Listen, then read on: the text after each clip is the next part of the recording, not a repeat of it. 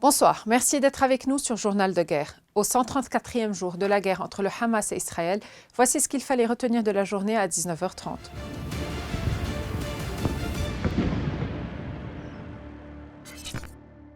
Nous commençons avec la frontière libano-israélienne. Les échanges de tirs entre Israël et le Hezbollah ont repris dans la journée de samedi à la frontière libano-israélienne. L'artillerie israélienne a bombardé la région de Hmoul Naoura ainsi que les abords de Al-Mashab, Betlif, Ramia, Aït al-Shab et Jabal al-Blat. Les raids israéliens ont également ciblé les abords de Aït Haroun et Maroun al-Ras.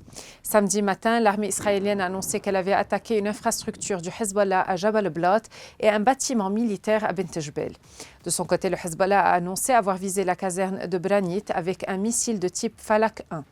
À l'aube, l'armée israélienne a ouvert le feu à la mitrailleuse lourde en direction de Jabal el-Labouné et d'Al-Alam dans le secteur ouest.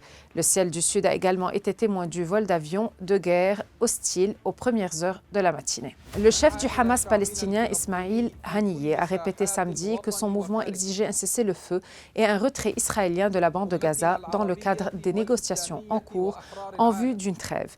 Ces négociations complexes, incluant de nouvelles libérations d'otages, se poursuivent par l'intermédiaire des pays médiateurs, l'Égypte, le Qatar et les États-Unis.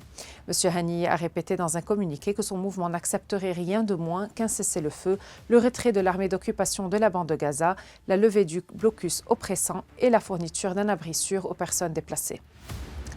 Le bilan humain depuis le début de la guerre à 19h30 heure de Beyrouth. Du côté israélien, 1200 morts sont officiellement recensés par l'État hébreu depuis le début du mois de novembre 2023. Un chiffre qui n'a toujours pas évolué selon les données officielles, malgré des annonces régulières de soldats tués dans les combats. Du côté de Gaza, le ministère de la Santé a recensé près de 28 850 morts parmi les Palestiniens depuis le 7 octobre.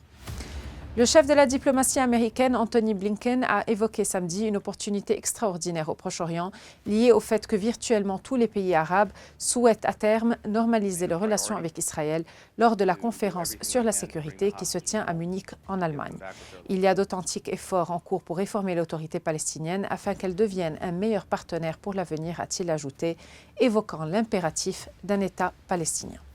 Merci de nous avoir suivis sur Ici Beyrouth. On se retrouve demain pour un autre résumé de la situation. Vous pouvez suivre toute l'actualité concernant cette guerre sur notre site web www.icibeyrouth.com sous la rubrique Guerre Israël-Hamas ainsi que sur tous nos réseaux sociaux.